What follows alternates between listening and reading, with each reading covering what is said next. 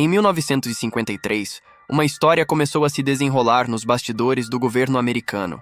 Uma história tão absurda que, se fosse escrita em um filme, ninguém acreditaria. O nome dela? Projeto MK-Ultra. Oficialmente, um estudo científico sobre comportamento humano. Mas, na prática, um programa de tortura psicológica e manipulação mental financiado pela CIA. O objetivo? Descobrir se era possível controlar a mente de alguém. E o motivo era o medo. Em plena Guerra Fria, os Estados Unidos estavam obcecados com a ideia de que a União Soviética tinha desenvolvido técnicas de lavagem cerebral. Soldados capturados voltavam com ideologias diferentes, como se tivessem sido reprogramados. Os jornais falavam de hipnose, drogas experimentais e até de controle remoto da mente. A CIA acreditava que precisava reagir, e reagir em segredo. Foi aí que o diretor da CIA, Allen Dulles, aprovou o MK-Ultra com orçamento ilimitado e sem qualquer tipo de fiscalização. Ele colocou o projeto nas mãos de Sidney Gottlieb, um químico brilhante, e completamente sem limites éticos. Gottlieb acreditava que o LSD podia ser a chave para abrir a mente humana e apagar personalidades. Ele queria criar o agente perfeito, alguém capaz de obedecer ordens sem lembrar do que fez. O problema? Para testar essa teoria, ele precisaria de cobaias humanas, e a CIA começou a usar quem estivesse à mão. Presos, pacientes psiquiátricos, estudantes, prostitutas e até agentes da própria instituição. Nenhum deles sabia que estava sendo drogado. O governo americano estava realizando testes ilegais em seus próprios cidadãos. As experiências variavam de altas doses de LSD até isolamento total, privação de sono e hipnose forçada. Em alguns casos, os participantes eram trancados em quartos por dias, enquanto cientistas os observavam através de espelhos falsos.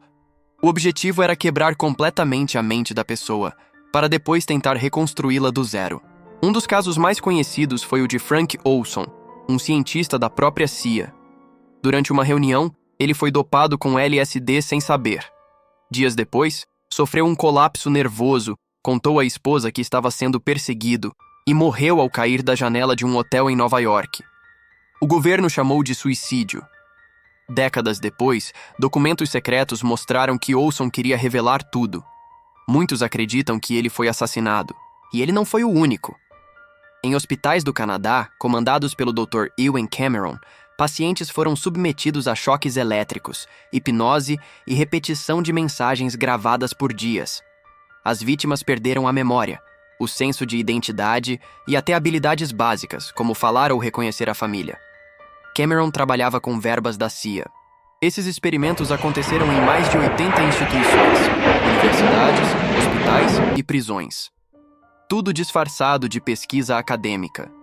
E o mais assustador é que a maioria dos envolvidos não fazia ideia de que estava trabalhando para a CIA.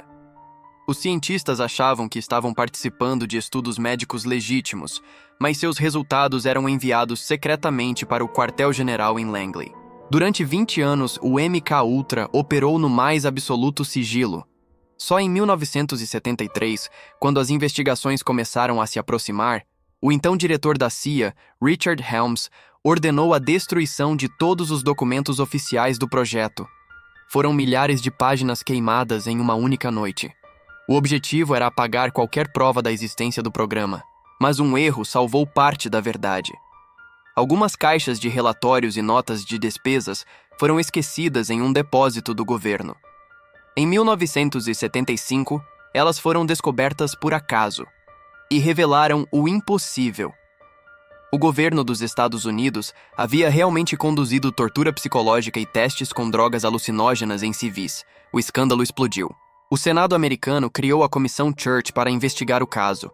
Cientistas foram convocados, vítimas deram depoimentos e a CIA admitiu que o projeto existiu. Mas quase ninguém foi punido. A justificativa era a Guerra Fria. Nenhuma indenização foi paga. E até hoje não há um número oficial de vítimas. Muitos registros foram apagados para sempre. Depois disso, a CIA jurou que programas como o MK-Ultra nunca mais seriam permitidos. Mas, curiosamente, surgiram novos projetos com nomes parecidos. MK Search, Artichoke, Bluebird. Todos tinham o mesmo foco: o comportamento humano. As técnicas ficaram mais sutis: propaganda, gatilhos emocionais, controle por informação. Não era mais preciso usar LSD para moldar mentes. Bastava controlar o que as pessoas viam e ouviam. Hoje, muitos pesquisadores acreditam que as bases do MKUltra evoluíram para o que chamamos de manipulação digital. Em vez de drogas, usamos algoritmos. Em vez de choques, notificações e recompensas instantâneas. O mesmo princípio, quebrar a resistência do cérebro, agora é usado por empresas e governos para influenciar decisões e comportamentos em massa. Se antes o objetivo era criar um agente que obedecesse sem pensar, agora o alvo é o público inteiro. Plataformas que sabem o que você gosta, o que te irrita e quanto tempo você assiste a um vídeo. Isso não soa como controle mental moderno? Talvez o MKUltra nunca tenha acabado. Talvez ele apenas tenha mudado de forma. A cultura pop transformou o MKUltra em mito. Filmes como O Candidato da Manchúria e séries como Stranger Things se inspiraram diretamente nos experimentos. O que muita gente não sabe é que boa parte do que aparece na tela é baseado em fatos reais. Crianças, veteranos de guerra, prostitutas, mendigos, todos usados como cobaias e muitos jamais foram encontrados. O que permanece sem resposta é: o que mais foi descoberto e ainda está em sigilo? Documentos liberados anos depois indicam que a CIA testou até radiação, sons de baixa frequência e campos eletromagnéticos para alterar o comportamento humano. Alguns pesquisadores afirmam que partes do projeto foram transferidas para laboratórios militares secretos. E há quem vá ainda mais longe dizendo que o MKUltra foi só o começo, que o verdadeiro objetivo sempre foi o controle coletivo, o domínio das massas através de estímulos invisíveis, políticos, midiáticos, tecnológicos, uma forma de programar sociedades inteiras. É uma ideia assustadora. Mas olhando para o mundo de hoje, talvez não tão impossível. O legado do MKUltra é o de uma cicatriz aberta. Ele mostra até onde um governo pode ir quando tem medo e poder demais. Mostra o quanto o ser humano é vulnerável quando perde o controle sobre a própria mente. E levanta a questão: será que a busca por controle mental realmente parou ou só ficou mais sofisticada? Porque, no fim das contas, o MKUltra não foi um erro científico. Foi um experimento sobre obediência, manipulação e limites éticos. E talvez a maior ironia seja que as ferramentas de controle que nasceram dele, a propaganda, o medo e o condicionamento, são as mesmas que moldam o mundo moderno. A diferença é que agora, todo mundo participa. E você? Tem certeza de que os seus pensamentos são realmente seus?